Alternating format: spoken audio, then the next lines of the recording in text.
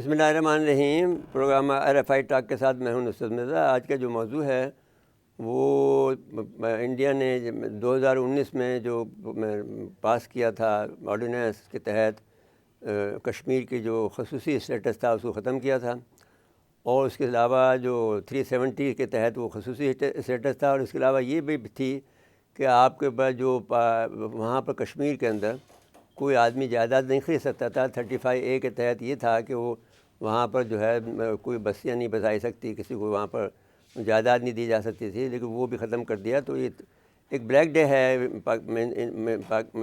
India Kashmir کی تاریخ میں۔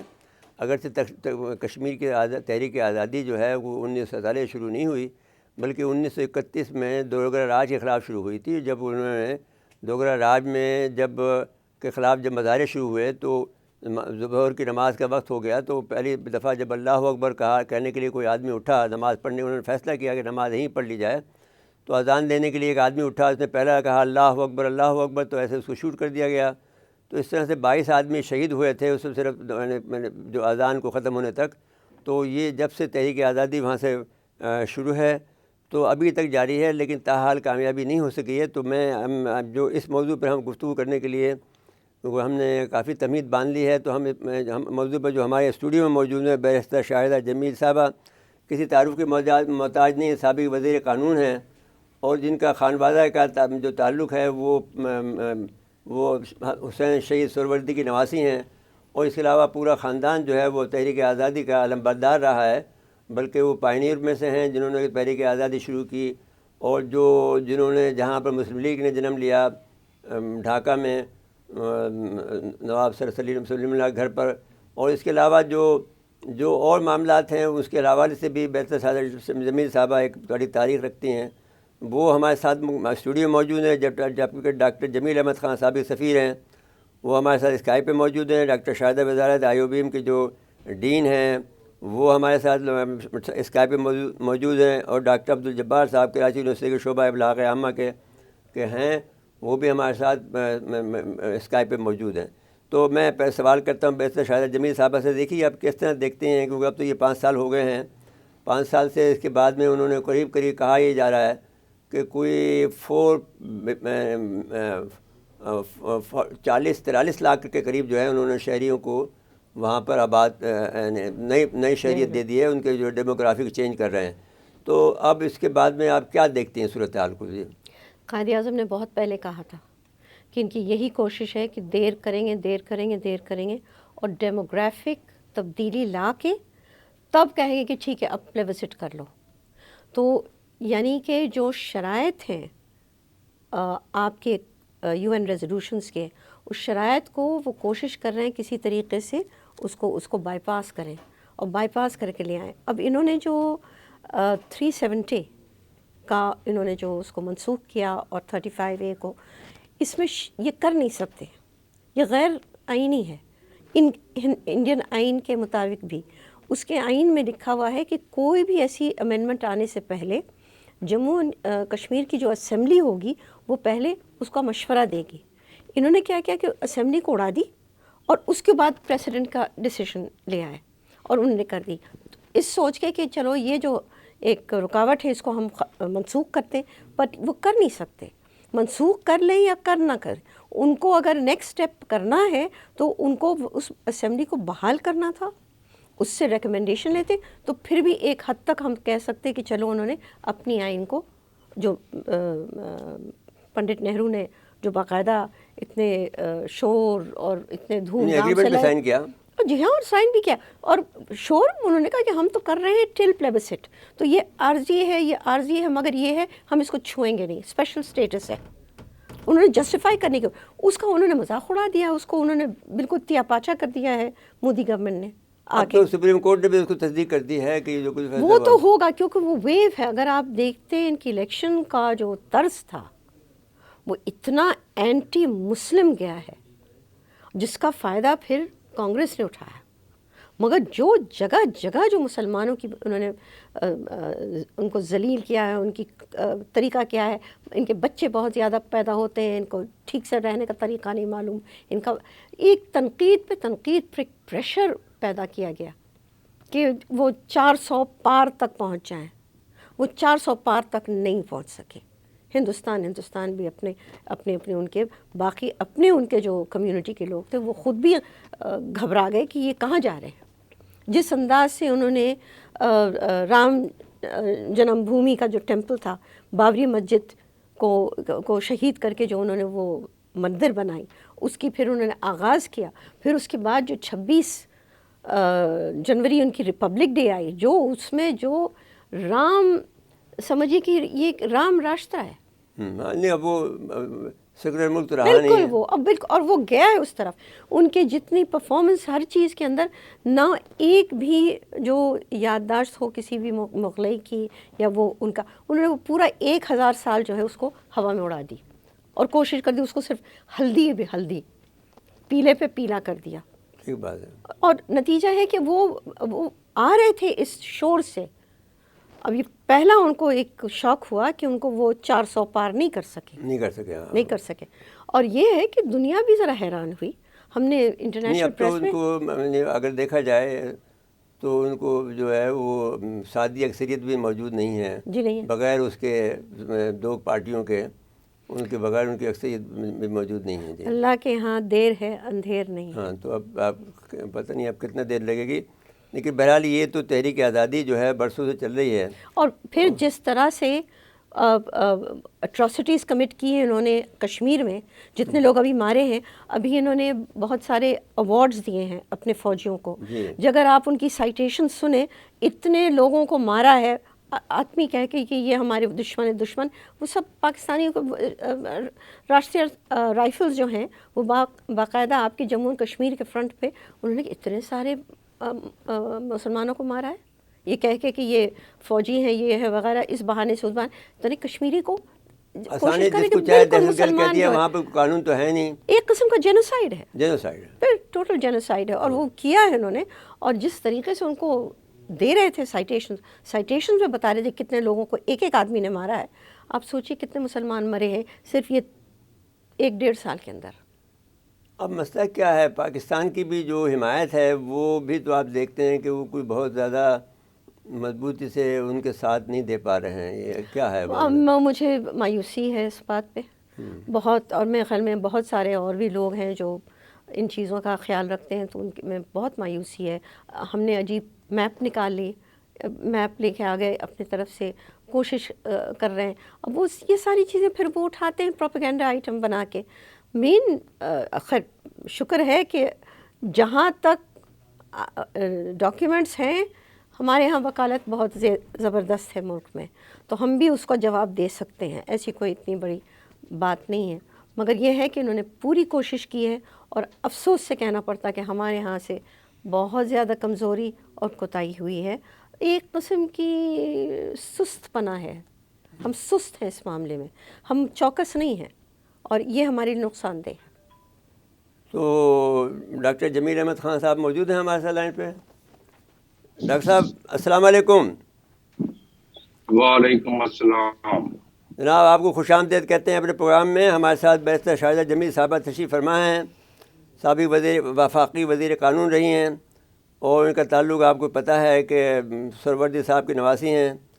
تو اب آپ سے جو سوال ہے ڈاکٹر صاحب وہ یہ ہے کہ جو 370 اور 35A کا جو خاتمہ کیا انہوں نے، وہ کتنا ابھی تک 5 سال ہو گئے ہیں، اس کو ریپیل بھی نہیں کیا ہے، بلکہ اس کو سپریم کورٹ نے بھی انڈورس کر دیا ہے. تو اب اس کا کیا حل کیا ہوگا پھر آخرکار؟ جی ڈاکٹر صاحب. دراصل انڈیا نے یہ عمل، یعنی جو انہوں نے ایبروگیشن کی 370 آرٹیکل کی اپنے کانسٹیٹیوشن کی، اور 35 آرٹیکل 35 اپنے کانسٹیٹیوشن کی، وہ اس نیت سے تو کہیں نہیں تھی کہ اس کو کسی طریقے سے دوبارہ ریسٹور کر دے یا واپس لے لے. تو یہ اس لحاظ سے اگر دیکھا جائے تو انڈیا نے جو عمل کیا اس سے وہ پیچھے نہیں ہٹے گا. ہٹنے کا طریقہ کار کیا تھا؟ ہٹنے کا طریقہ یہ تھا کہ ہم ڈپلومیٹک طور پر، یا اگر ہم اتنے مضبوط ہیں تو اپنا پریشر کس طرح ڈال سکتے ہیں. تو ڈپلومیٹک طور پر ہم اتنے عرصے میں وہ اہداف حاصل نہیں کر سکے اتنی زیادہ ایفرٹس ہمارے جو دوست ممالک ہیں انہوں نے بھی شاید اس معاملے میں ہمارا جتنا ساتھ دینا چاہیے تھا نہیں دیا۔ اب آپ اندازہ کریں کہ انڈیا کے اس عمل کی وجہ سے جو انٹرنیشنل قوانین کی خلاف ورزیاں ہو رہی ہیں کشمیر میں، وہ نہ صرف پاکستان نے اپنے 131 صفوں کے ڈوزیئر کے ذریعے اقوام متحدہ تک پہنچایا، بلکہ اس سے زیادہ جو کام کیا وہ کیا ہے ہیومن رائٹ کونسل اور ہیومن رائٹ کمیشن کے کمیٹی نے، اور جس نے ہیومن رائٹ کمشنر کو جب اس نے پیش کی رپورٹ کشمیر کے معاملے میں اور 370 اور 35 آرٹیکل کے ایبروگیشن کے بعد جو ظلم و تعدی جبر و ستم کشمیر میں مزید بڑھا دی گئی، اس سلسلے میں آنسوؤں کے ساتھ اس نے پریس کے سامنے کیمرے کی آنکھ کے سامنے ایک بڑی موٹی سی رپورٹ پیش کی اور اس کے چیدہ چیدہ نکات سامنے رکھے، جس میں کیا کیا باتیں کی، وہ تمام باتیں جو ہم اب تک کرتے آئے ہیں یا پاکستان اب تک کرتا آیا ہے یا پاکستان کے 131 صفوں کے ڈوزیئر میں ہے، وہ تمام کا خلاصہ اس کمیشن میں۔ اور وہ کمیشن کیا ہے، اس کی طاقت کیا ہے؟ اس کی طاقت یہ ہے کہ وہ اقوام متحدہ کا ذیلی ادارہ ہے، اور اگر اس کمیشن کی رپورٹ کی کاگنیزنس لی جائے تو وہ سیکیورٹی کونسل اور جنرل اسمبلی کا ایجنڈا بنتا ہے۔ اور جب ایسا ہوتا ہے تو پھر کیا ہوتا ہے، اگر ہماری ڈپلومیٹک ایفرٹس اور دنیا کے درد دل رکھنے والے ممالک وہ اگر چاہتے تو سیکیورٹی کونسل میں ریزولوشن اس کی پیش کر کے اور اس طریقے سے ان 5 کنٹریز کے جو ویٹو کنٹریز ہیں ان کے ساتھ اس طرح ڈپلومیٹک ایفرٹ کی جاتی کہ ان میں سے کوئی بھی اس کو ویٹو نہ کر سکتا، تو جس کی جو کہ ایسا نہیں ہوا۔ یہ یقیناً ہماری خواہش اور ہماری منشا تو ہے، لیکن اس میں جس انداز میں کام کرنا چاہیے تھا اس انداز میں ہماری اتنی بساط، ہماری اتنی وسعت، ہمارے اتنے ریسورسز شاید نہیں ہیں، کیونکہ ہماری جو مقدوس معیشت ہے، جو ہماری اس وقت انسٹیبلٹی ہے کافی سالوں سے، تو اس کو اس کی وجہ سے، اور جو ہمارا ایک پرانا دقیانوسی طریقہ چلا آ رہا ہے ہر محکمے میں، اور فارن آفس اس سے مبرہ نہیں ہے، اور نارملی جو میں کہتا ہوں اور چند سطور میں 2 جملوں میں اس کو میں بیان کرتا ہوں کہ we can not meet the challenges of 21st century with the tools of 19th century. اب تو بھی ہم آپ کا اس یہ کام خیال ہے کہ جاری میں ہمارا ہیں۔ جو وزارت خارجہ ہے وہ ایک تو فرسودہ ہے اور پرانے انداز میں کام کر رہا ہے، اور اس معاملے میں تو بالکل فیل ہوا ہے، یوں کہنا چاہتے ہیں ہم؟ نہیں، میں وزارت خارجہ کو صرف مورد الزام نہیں ٹھہراؤں گا، میں نے تو بیان کر دیا کہ ہمارا جو گورننس سسٹم ہے، گورننس ہمارا سسٹم جو ہے۔ اس وقت گورننس سسٹم ہے، جو ہمارے ٹولز اویلیبل ہیں اس گورننس کو یعنی اس ایڈمنسٹریشن کو چلانے کے لیے، وہ ٹولز ہمارے بڑے پرانے ہیں، اور اب بھی آپ دیکھیں کہ فائلوں پہ جس لحاظ سے ڈوریاں باندھ کے فائلوں کو پیش کی جاتی ہیں، میں افریقن کنٹریز میں کی بھی میں نے سربراہی کی ہے، اور بیرسٹر شاہدہ صاحبہ وہاں تشریف بھی لائی ہیں یمن میں جب میں اقوام متحدہ کے ایک جی جی ڈپارٹمنٹ کی جی سربراہی کر رہا تھا، تو اس وقت بھی وہاں کے میں نے ممالک میں دیکھا کہ یہ جس طریقے سے ہمارا فرسودہ نظام ہے، کافی سارے ملکوں میں افریقہ میں وہ فرسودہ نظام نہیں ہے، انہوں نے اس نظام کو ریوائز کر لیا ہے۔ کئی مثالیں دے سکتا ہوں، لیکن ٹاپک کیونکہ ہمارا مین اس وقت کچھ اور ہے، تو ابھی بات کر لیتے ہیں کہ طریقہ کیا تھا۔ دنیا میں 3 جامع طریقے ہیں کسی ملک کو دوسرے ملک سے بات منوانے کا۔ چوتھا طریقہ ذرا کم استعمال ہوتا ہے، وہ اگر آپ میں اتنی طاقت ہے تو بیری بیڑے لا کے کھڑے کر دیں، فوجیں لا کے سامنے کھڑے کر دیں کہ اگر یہ نہیں کرو گے تو پھر آپ جانتے ہو جس طرح بھی امریکہ کر رہا ہے کہ 12 بحری بیڑے مزید وہ پہنچا رہا ہے میڈیٹرینین میں اور گلف کنٹری میں، اور اپنی فوجیوں اور میرین پہنچا رہا ہے تاکہ ایران تھوڑا سا سہم جائے، ڈر جائے اور وہ یہ کام نہ کرے، اور اگر کرے تو اس کو سزا دی جائے۔ تو اگر یا تو ہم ایسا کچھ کر سکتے انڈیا کے لیے جو کہ ناممکن ہے، طریقہ کار ہے، باقی رہ جاتے ہیں 3 طریقے۔ وہ طریقہ ہے ٹریڈیشنل ڈپلومیسی، اور میں اس کو ایک ایک لائن میں وضاحت کر دوں گا۔ ٹریڈیشنل ڈپلومیسی کے تحت آپ دنیا میں جہاں جہاں آپ کے مشنز ہیں یعنی ایمبیسیز ہیں یا ہائی کمیشن ہے، وہاں آپ ان فارن آفیسز کو ان ممالک میں آپ یہ ساری باتیں جو ہم 131 صفحوں کے ڈوزیئر میں لکھتے ہیں وہ گاہے بگاہے ان کو کنونس کیا جاتا ہے، اور پھر جب وہ جاتے ہیں جنرل اسمبلی میں یا سیکورٹی کونسل کے جو ممبر ہیں تو وہ فارن آفس ان کو بریف بنا کے دیتے ہیں. ایک تو یہ ہو گیا. دوسرا یہ ہے کہ آپ لیگل ڈپلومیسی میں یہ ہے کہ آپ جس طرح کی ہیومن رائٹ کمیشن نے یہ رپورٹ شائع کی، یہ سب سے آسان کام تھا اور ہم اس کو نہیں کر سکے جس انداز میں کر سکتے تھے. اور آسان کام کیا تھا؟ ایک ڈاکومنٹ ہے، ایک دستاویز ہے، اس دستاویز کو سامنے رکھتے ہوئے دنیا اقوام پر پھر ہم باور کرا سکتے تھے ان کے یونیورسٹیز کے ذریعے، ان کے متعلقہ میڈیا کے ذریعے، ان کے متعلقہ فارن آفس کے ذریعے، ان کے متعلقہ بڑے بڑے لوگوں کے ذریعے، اور ان کی یونیورسٹیز میں کوئی چیئر رکھواتے ہم اس معاملے میں. تو وہ معاملہ ہم نہیں کر سکتے، جو کہ پارشلی پبلک ڈپلومیسی ہوتی ہے اور پارشلی ٹریڈیشنل ڈپلومیسی. آخری بات جو لیگل ڈپلومیسی کی میں کر رہا تھا وہ یہ تھی کہ لیگل ڈپلومیسی میں جب آپ کے ساتھ چند ممالک مل جاتے ہیں تو آپ جنرل اسمبلی کی ایکسٹرا آرڈنری میٹنگ کال کروا سکتے ہیں. ایک دفعہ انڈیا نہیں مانے گا، ظاہر ہے وہ اس کی امپلیمنٹنگ ٹولز تو ہے نہیں، وہ اس کی بائنڈنگ نہیں ہوتی ہے جنرل اسمبلی کے ریزولوشن کی، لیکن اس کا ایک دنیا اقوام کا ایک پولیٹیکل پریشر ہوتا ہے. تو ایک اگر اس سے زیادہ ہم کر لیتے ہیں ایفرٹ لیگل ڈپلومیسی میں تو وہی دستاویز جو کہ کمشنر نے پیش کیا تھا، ہائی کمشنر نے جو کہ ہیومن رائٹ کے، وہ اس دستاویز کو بیس بنا کے کسی طرح سیکورٹی کونسل میں ان الفاظ اور ان ریزولوشن کے الفاظ میں کسی طریقے سے ویٹو کنٹریز اس کو سمجھ جاتے، چائنا رشیا تو خیر مان جاتا ہے اکثر، باقی 3 کنٹریز، تو پھر اس میں یہ ہے کہ سینکشن چیپٹر 6 کے تحت اقوام متحدہ کے چارٹر کے جو کہ انٹرنیشنل لا ہے، یا اگر ہم اتنے خوش قسمت ہوتے تو چیپٹر 7 کے ذریعے ہم سینکشن لگوا دیتے. اب ان میں سے اگر کوئی کام بھی نہیں ہوا تو کہیں نہ کہیں تو میں سمجھتا ہوں کہ ہماری ایفرٹس اور دنیا کی ایفرٹس میں کچھ نہ کچھ کم آئے گی تو ہے. اور اس کی وجہ سے آپ کے سوال کا اب ایک لائن میں سمو دوں جواب، کنکلوژن کر دوں اس کا، کہ مجھے نہیں لگتا کہ آرٹیکل 370 اور آرٹیکل 35 اب یہ دوبارہ اس کو ریسٹور کیا جائے گا. اور اس کا مطلب یہ ہوا کہ جو ڈیموگرافک چینج ہو رہی ہے آرٹیکل 35 کی وجہ سے، یعنی کہ آرٹیکل 35 میں تھا کیا؟ وہ یہ تھا کہ جو اس کا اسپیشل اسٹیٹس کے تحت کشمیر کا، آکوپائڈ کشمیر کا، وہاں پراپرٹی لوگ نہیں لے سکتے، وہاں کا ڈومیسائل نہیں لے سکتے. اب کو 2.5-3 اب تقریباً 12 لاکھ کے قریب. نہیں ابھی جو خبر دی ہے اب افائی نے انہوں نے کہا ہے کہ 43 لاکھ کو دے دیا ہے انہوں نے ڈومیسائل.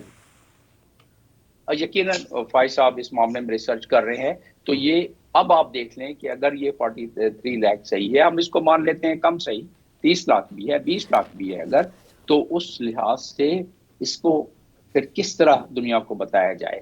یہ آرٹیکل جنیوا کنونشن جو آرٹیکل 49 ہے اس کی کھلی خلاف ورزی ہے، اور اس کی خلاف ورزی جو کرتا ہے تو ایڈیشنل پروٹوکول کا آرٹیکل 20 یہ کہتا ہے کہ یہ ایک آپ ڈیموگرافی چینج کر رہے ہیں، اور اس ڈیموگرافی چینج کرنے کی جو کاگنیزنس ہے وہ انٹرنیشنل کرمنل کورٹ آرٹیکل اس کی اپنے چارٹر کے آرٹیکل 8 کے تحت لے سکتا ہے.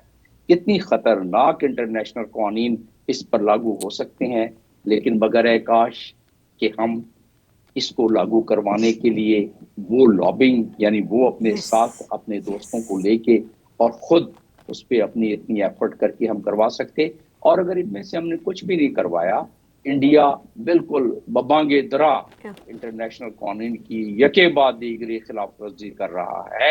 اور اس کے بعد کیونکہ انڈیا ایک ریجنل پلیئر بن گیا ہے، اور امریکہ کی آنکھوں کا تارا، آپ کے ناظرین کے لیے بتاتا چلوں سمپل الفاظ میں کہ امریکہ کی آنکھوں کا تارا بن گیا ہے اگر، تو ظاہر ہے امریکہ جو کہ چیمپئن ہے دنیا کے انٹرنیشنل قوانین میں کو لاگو کروانے میں، معاونت کرنے میں، تو ایسی صورت میں تو پھر جب وہ بھی منہ پھیر لے اور جب اس کی ایلائز بھی اس پہ کچھ نہ کہیں، اور دنیا اقوام ایک چھوٹے چھوٹے بیان دے کے اگر دیا ہے، اول تو بہت کم لوگوں نے، تو پھر ان جو ظلم و بربریت چل رہی ہے نا، وہ پھر ایک طریقے سے ہی ختم ہوتی ہے کہ وہاں کی جو سیلف گرون مزاحمت ہے، انہوں نے کافی قربانیاں، لاکھوں کی قربانیاں کشمیری دے چکے ہیں، لیکن شاید تاریخ اس بات کی گواہ ہے کہ اس ظلم و بربریت کی انتہا یا فلسطین میں ملتی ہے یا کشمیر میں ملتی ہے، لیکن کشمیری مزاحمت ہی اب اس پہ کچھ کر سکتی ہے۔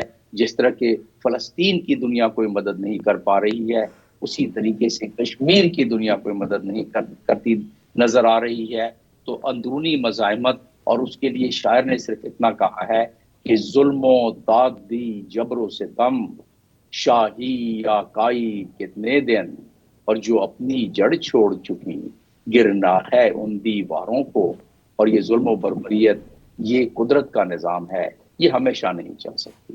جی بہت بہت ضرور شکریہ ڈاکٹر پل جمیل ہے۔ احمد خان صاحب، سابق سفیر ہیں، بڑے محترم ہیں، بہت معزز ہیں، ہم آپ کا شکریہ ادا کرتے ہیں۔ اب ڈاکٹر صاحب آپ اس پر جو ہمارے بردر نے جو باتیں کی ہیں ڈاکٹر جمیل احمد خان صاحب نے، اس پر آپ تھوڑا سا روشنی ڈالیں۔ انہوں نے کئی قانونی پہلوؤں کو ٹچ کیا ہے۔ جی ہاں، انہوں نے ایک تو ہے کہ انہوں نے جو بات کہی ہے وہ بالکل صحیح کہی۔ میں اس سے اگری کرتی ہوں کہ ہماری لابنگ جو ہے، ہم کب سے شور مچا رہے ہیں کہ اس پہ نظر رکھو، نہیں پرواہ کرتی۔ پتہ نہیں کیوں فارن آفس کو ایک جھجک ہے ہماری کہ ان چیزوں میں پڑھنا ہی نہیں ہے، کچھ نہیں، اور نتیجہ ہے کہ انڈیا جو ہے اس معاملے میں بہت آگے ہے اور ہم جو ہیں بہت ہی پیچھے ہیں۔ کیا وجہ ہے اس پالیسی کی، آج تک مجھے سمجھ نہیں آئی، اور اس سے بڑا نقصان ہے۔ تو میں 100% ان سے اگری کرتی ہوں کہ ہم نے لابنگ، پبلسٹی، فوکس اس پر اجاگر کرنا، ان چیزوں میں ہم بالکل بہت کمزور ہیں، اور by some sort of policy جو افسوسناک ہے۔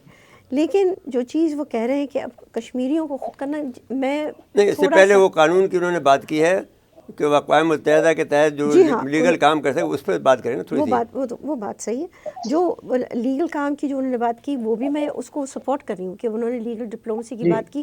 ہمیں بھی باقاعدہ اگر ہم نکالتے ایک رپورٹ کے اندر ان کی جتنی خلاف ورزیاں ہوئی ہیں، اس کو ہم افق پہ لاتے، اس سامنے لاتے، اس پہ فوکس پہ لاتے، میڈیا پہ لاتے، یونائٹڈ نیشنز میں لے کے جاتے، ہاں، مطلب پروپیگنڈا کرنا چاہیے تھا وہ پوری فوکس جو انہوں نے بات کی ایکسٹراڈنری سیشن کو بھی لے آتے۔ بے شک اس کی بائنڈنگ اسٹیٹس نہیں، پرواہ نہیں، یس میں اس سے اتفاق کرتی ہوں، مگر سم ہاؤ کسی وجہ سے یہ ہم کب سے شور مچا رہے ہیں، جب بھی ہم منسٹر بھی تھے تب بھی ہم نے یہ آواز اٹھایا، بیچ میں بھی ہم نے کہا، مگر کوئی ایسی وجہ ہے جو جھجک ہے ہمارے فارن آفس میں، وہ اس میں آتی ہی نہیں۔ بڑے مشکل مسئلہ ہے یہ، میرا اپنا ذاتی بھی ایک تجربہ ہو چکا ہے ان کے ساتھ۔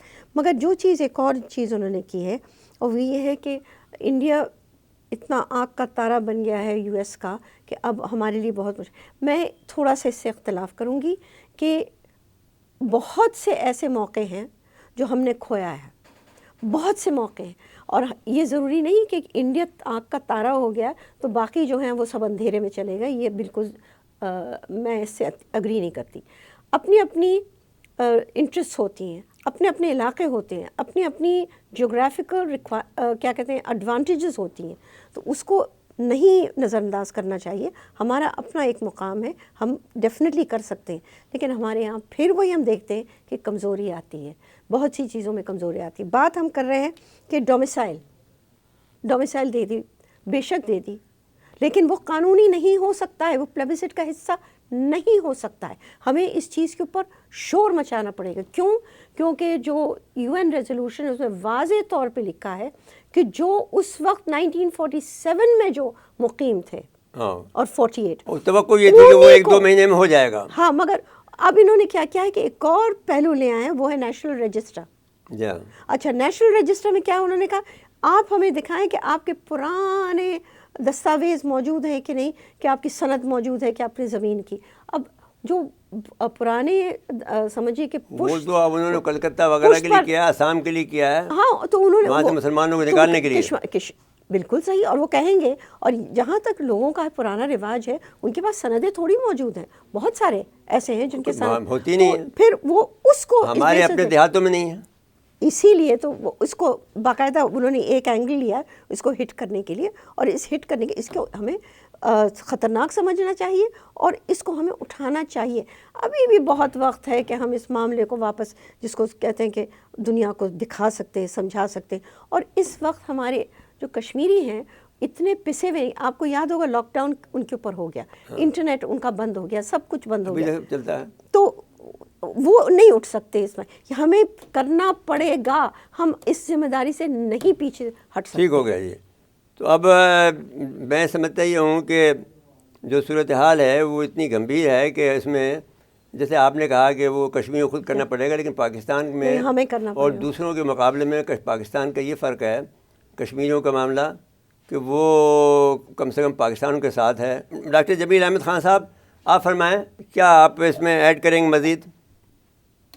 جی ہاں، اس میں مزید ایڈ کرنے والی بات یہ ہے کہ انڈیا کو، جیسے میں کہہ رہا تھا آپ کے ناظرین کے لیے کہ آپ کا دارہ ہے، انڈیا ایک ایئرلائنز ہے جس کے کہ امریکہ کے ساتھ 6 سے زیادہ بڑے مربوط اور بڑے مضبوط قسم کے ایگریمنٹ ہوئے ہیں. اس میں ایسے ایگریمنٹ ہوئے ہیں، اور وہ کیوں کیے ہیں اس نے انڈیا سے؟ امریکہ کیوں انڈیا کو اتنے فیور کر رہا ہے؟ چائنا کنٹینمنٹ کا انڈیا ایک حصہ ہے، اور کیونکہ چائنا کنٹینمنٹ امریکہ کی فارن پالیسی کا ایک بہت کلیدی نقطہ ہے، تو جس کی وجہ سے امریکہ کے انڈیا آنکھ کا تارا بنا ہوا ہے. اس کا مطلب یہ تو ہرگز نہیں ہوا نا، اور نہ ہی اس کا مقصد یہ ہرگز ہوا، نہ ہی اس کو یوں سمجھا جائے کہ انڈیا کے آنکھ کا تارا بننے کا مطلب یہ تو نہیں کہ باقی آنکھ کے کانٹے بن گئے. وہ بھی آنکھ کے تارے بنے، ہمیں کس نے روکا ہے؟ ہم بھی آنکھ کا تارا بنے، ہمیں تو کسی نے روکا نہیں، ہمیں کسی نے پابندی بھی نہیں لگائی کہ ہم آنکھ کا تارا نہ بنے. یعنی کہ ہم بھی اسی لحاظ سے اگر ہم اپنے تعلقات، سفارتی تعلقات مختلف لیکن ڈاکٹر صاحب اس میں مسئلہ یہ آگے نا کہ وہ امریکہ کا انٹرسٹ اپنا کیا ہے، وہ جو چائنا کو کنٹینمنٹ کے لیے استعمال کرنا چاہتا ہے نا انڈیا کو، ہم ہونا نہیں چاہتے، وہ ہو رہا ہے. اس کے باوجود بھی جی ہم نہیں ہونا چاہتے، لیکن اس نے ہمیں منع تو نہیں کیا ہے کہ آپ اس کی منشا یہی ہے کہ ہم چائنا کے ساتھ ہمارا تعاون ختم کر دیں، یہ منشا ہو سکتی ہے، لیکن یہ ان کی فارن پالیسی میں کہیں ریفلیکٹ تو نہیں ہوا ہے. قائد اعظم کے زمانے سے لے کے اب تک ہماری پالیسی یہی رہی ہے، پالیسی تو رہی ہے، اس پہ عمل کم رہا ہے.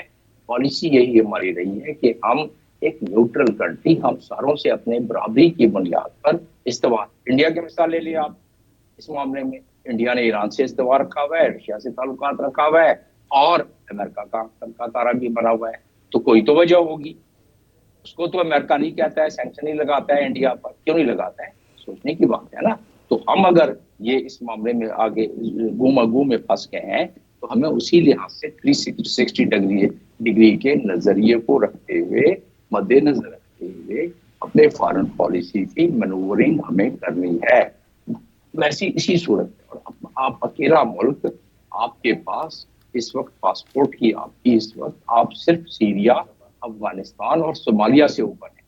تو اپنے گربان میں بھی تو جھانک لینا تھوڑا سا کہ ہم اس وقت وہ کنٹری فارن پالیسی کے لحاظ سے اتنا ہی مضبوط ہوتا ہے جتنا گھر میں وہ مضبوط ہوتا ہے. اگر گھر میں ہم سمجھتے ہیں کہ بہت مضبوط ہے اور ہماری فارن پالیسی جی بالکل درست ڈاکٹر صاحب. اب یہ بات ٹھیک ہے. اب ہمیں ڈاکٹر عبدالجبار صاحب نے جوائن کر لیا ہے کراچی یونیورسٹی کے شعبہ ابلاغ عامہ کے، کہ ہمارے پروفیسر ہیں پروفیسر ڈاکٹر عبدالجبار صاحب. السلام علیکم.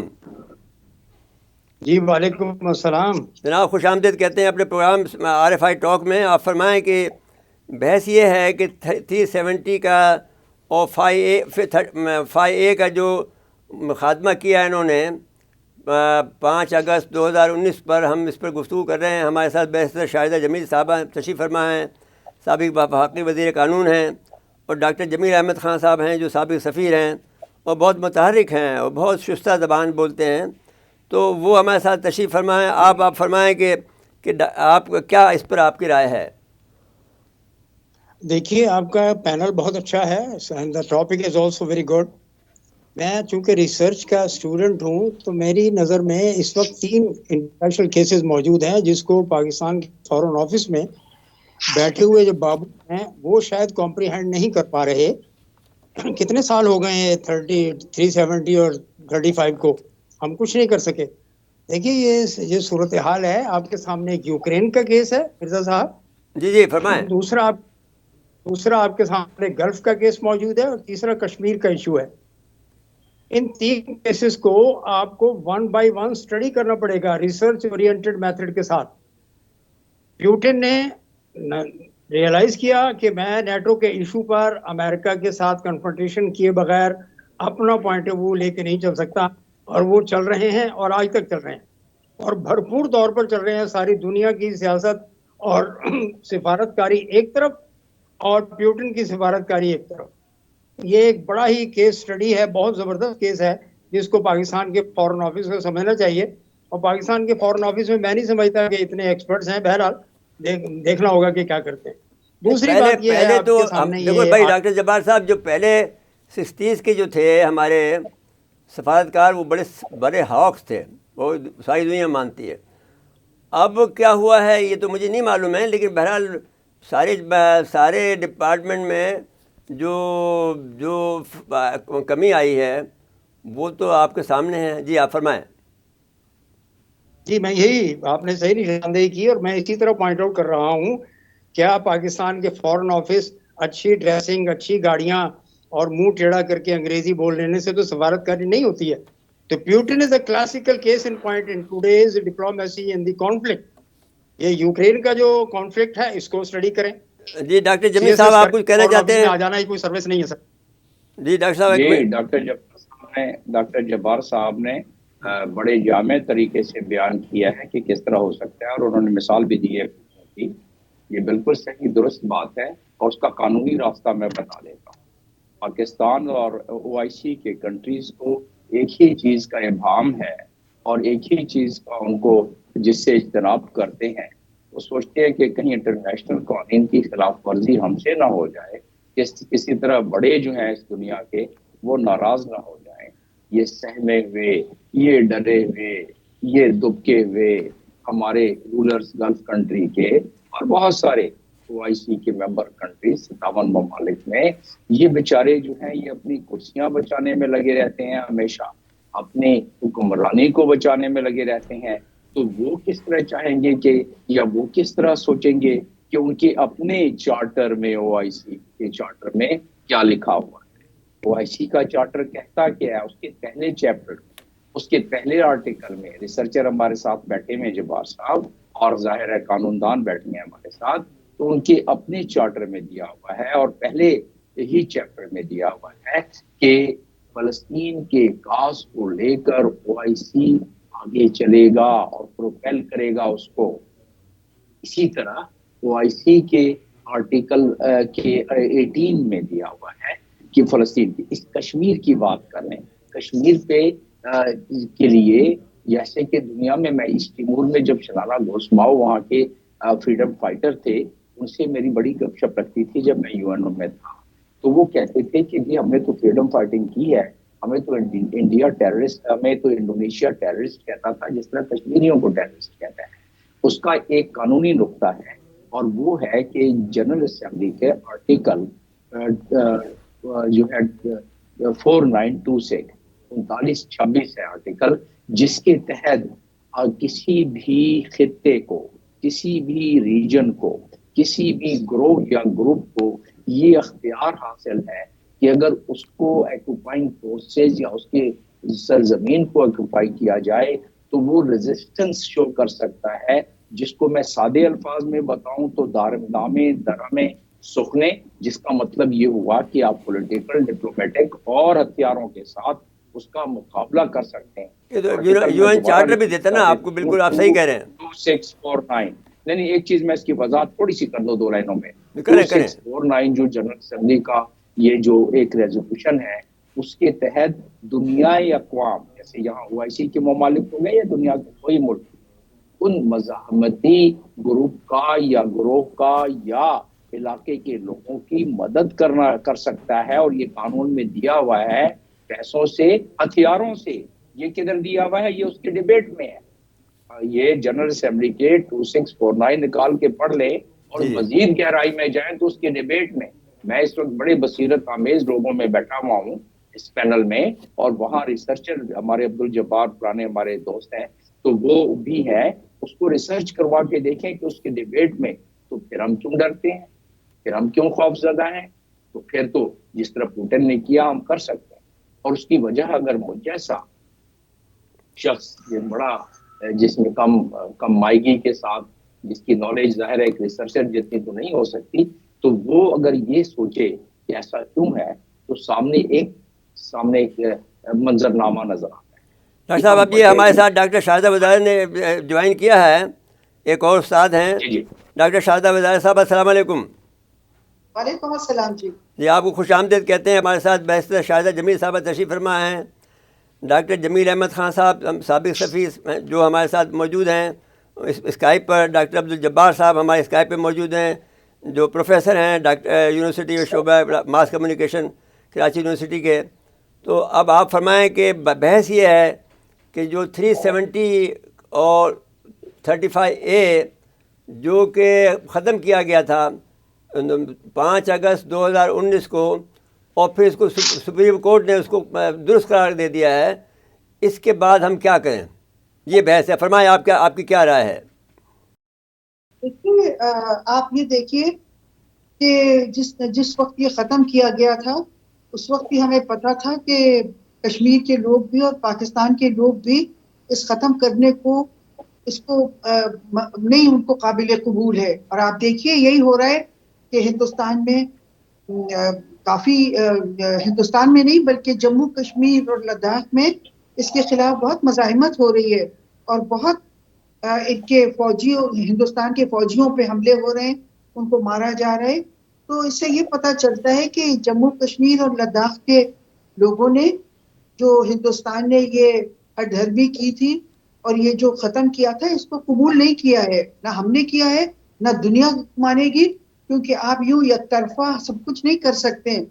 اور آپ دیکھیے کہ ہندوستان یہ بھی کر رہا ہے کہ وہ وہاں اور لوگوں کو اور ملکوں کو اور کمپنیز کو لا رہا ہے, کمپنیز آ کے یہاں انویسٹ کریں تاکہ اپنا ہولڈ کو مضبوط بنانے کے لیے.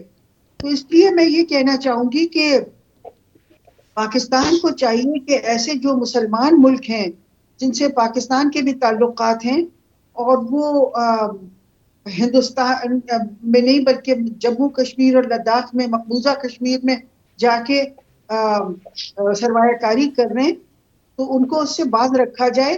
جی ڈاکٹر صاحب آپ کا ابھی ڈاکٹر عبدالجبار صاحب سے ایک دفعہ اور پوچھ لیتے ہیں کہ وہ کیا کہنا چاہتے ہیں مزید ہیں. جی بہت شکریہ. میں پسند کرتا ہوں انہوں نے جو گفتگو کی ہے ڈاکٹر شاہدہ وزارت نے. دیکھیے ایک تو وہ 3 ایریاز آف کانفلکٹ ہیں جس پہ اسٹڈی کرنے کی ضرورت ہے منسٹری آف فارن افیئرز کے بابوؤں کو. نمبر 1. نمبر 2, انہیں امریکہ سے جان چھڑانی ہوگی. جائیں رشیا کے ساتھ کھل کر بات کریں, جائیں چائنا سے کھل کر بات کریں, اس کے بغیر گزارا نہیں ہے. ایک طرح تو امریکہ کے ساتھ ہے, وہ ادھر یعنی اسرائیل کے ساتھ ہے, ادھر عربوں کے ساتھ ہے. پتہ نہیں کیا کھچڑی پک رہی ہے. یہ آپ کو کیسے سپورٹ کرے گا کشمیر کے مسئلے پر؟ بھائی وہ تو ڈاکٹر عبدالجبار صاحب آپ دیکھیے ڈاکٹر صاحب میری بات سنیے, وہ تو آپ کی جب تک معاشی خود مختاری نہیں ہوگی آپ کی یہ حالت یہی رہے گی جو اب اس وقت ہے. معاشی خود مختاری کے لیے آپ تیار نہیں ہیں, آپ کے اللہ تلے ختم نہیں ہوتے ہیں, تو اب اس میں کیسے ہوگا؟ یہ مسئلہ کھڑا یہ ہو گیا ہے. بس معاشی خود مختاری ہوتی تو پھر آپ کر سکتے تھے. پیوٹن کا جو آپ بات کرتے ہیں تو پیوٹن کے پاس تو بھائی ایک تو وہ سپر پاور رہا ہے, اس کے پاس پھر تیل ہے, پھر اس کے پاس بہت جدید اسلحہ ہے, وہ واحد سپر پاور کے مقابلے میں اکیلا کھڑا تھا. اب ہم تو اس مقام پہ نہیں ہیں نا, ابھی تک ہم وہی جس پوزیشن میں ہیں اس پوزیشن کو ہم سنبھالے ہوئے ہیں کہ کسی طرح سے ہم اپنے آپ کو بچا کے نکال لیں, لیکن ہمیں گھیرا ہمارے خلاف تنگ ہوتا جا رہا ہے. یہ الگ بات ہے. جی آپ فرمائیں. آپ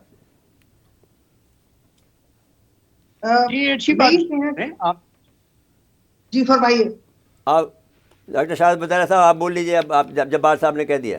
اوکے, میں جبار صاحب کے اس بات سے بالکل اتفاق کرتی ہوں جو انہوں نے کہا کہ ہم لوگ چونکہ امریکہ کے بالکل مرہون منت ہیں اور مغرب کے اور برطانیہ کے, تو اس لیے ہم چائنا کا اور روس سے ذرا بھی ہم کوشش کرتے ہیں تو امریکہ آ کے میدان میں اتر جاتا ہے اور وہ وہیں گوادر پہنچ جاتا ہے, کہتا ہے کہ ہم ڈیولپمنٹ دیں گے آپ کو. تو اس لیے بہت ضروری ہے نہ صرف یہ کہ روس سے اور چین سے تعلقات مزید بڑھائے جائیں، بلکہ یہ بھی بہت ضروری ہے کہ ہمیں اپنے ملک کا نظام کو درست کرنا ہوگا. دیکھیے مسئلہ یہ ہے پاکستان میں کہ پاکستان میں جو حکومتیں لائی جاتی ہیں وہ امریکہ برطانیہ حکومتیں لے کے آتے ہیں، اور وہ ہماری ساری پالیسیاں بھی وہی بناتے ہیں، چاہے وہ کشمیر کی پالیسی ہو، چاہے وہ ایک معاشی پالیسیاں ہوں، وہ امریکہ میں بنتی ہیں، اور جو لوگ ان پالیسیز کو امپلیمنٹ کرتے ہیں وہ بھی امریکہ اور برطانیہ ان کو بھی سلیکٹ کرتے ہیں. اور یہ الیکشن ہے، یہ تو اس کا تو محض ایک دکھاوا ہے.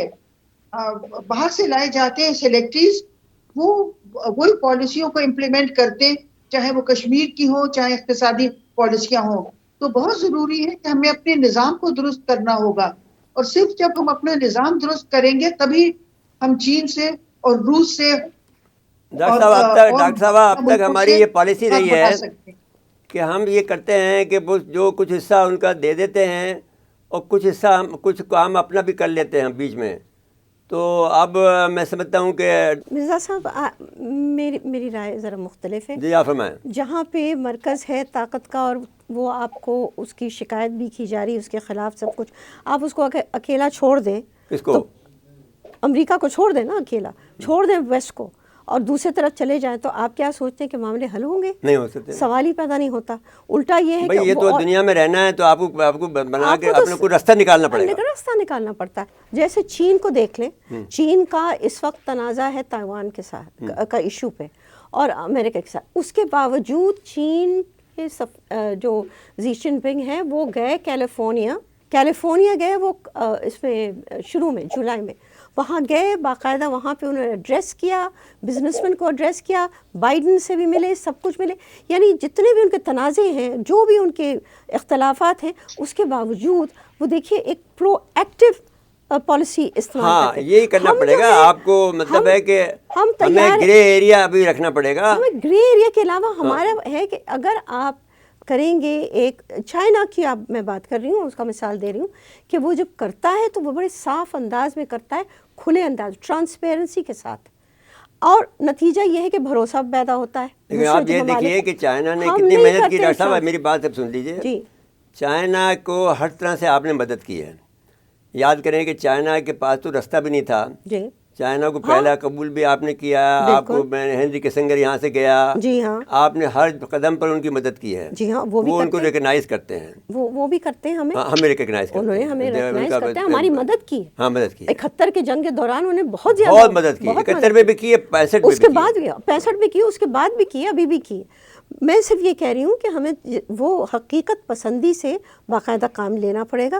ہم اگر اپنے طرف سے صرف اپنے غصے میں یا کیا کہتے ہیں پریجڈس میں، نہیں، وہ تو پھر ملک میں دنیا میں آدمی کو راستے بنانے پڑتے ہیں. ڈپلومیسی آخرکار پریویل کرتی ہے، وہ ڈپلومیسی کے ذریعے سے آپ کو نکالنا پڑے گا راستہ. اور اتنی کانفیڈنس ہونی چاہیے کہ ہم کر سکتے ہیں. بات ہم کر سکتے ہیں. ڈاکٹر وزارت نے یہ بات صحیح کہی کہ ہمیں اپنے حالات کو بھی بہتر کرنا ہے، اس کو امپروو کرنا ہے. تو جب تک آپ اس بھکاری کے انداز میں بیٹھے رہیں گے، کام کچھ نہیں ہوگا، مینوفیکچرنگ نہیں ہوگی، ایکسپورٹ نہیں ہوگا. عبدالجبار صاحب کہنا چاہتے ہیں، ان کو مکمل کرنے ہیں. صاحب عبدالجبار صاحب فرمائیں.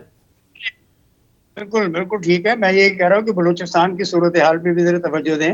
وہاں پہ چائنا اور امریکہ کی لڑائیاں ہو رہی ہیں، اور ہمارے لوگ جو ہیں ان کا راتہ بنے ہوئے ہیں. پاکستان کی آرم فورسز کے ساتھ جو ان کا رویہ ہے لوکلز کا، وہ کسی فیڈ کے بغیر، کسی سپورٹ کے بغیر، اسلحے اور پیسے کی سپورٹ کے بغیر ممکن ہی نہیں ہے. پاکستان کو ڈی اسٹیبلائز کر رہا ہے امریکہ. جناب، امریکہ پاکستان کو ڈی اسٹیبلائز کر رہا ہے. یہ نقطہ یاد رکھیں، اپنی فارن پالیسی کا پلر ہونا چاہیے. اور بھی ممالک بہت مصروف ہیں ہمیں ڈی اسٹیبلائز کرنے میں، بہت سے ہیں. ہمیں یہ سوچنا پھر بھی نکالنا پڑے گا. اچھا جی، اب ڈاکٹر جمیل احمد خان صاحب آپ وائنڈ اپ کر دیں. دیکھیے، میں نے تو آپ کو قوانین میں بتا دیا، اور سب سے بڑی بات ہے ڈپلومیسی میں تو انگیجمنٹ تو کر رکھنی ہے نا ہم نے ہر سائڈ پر.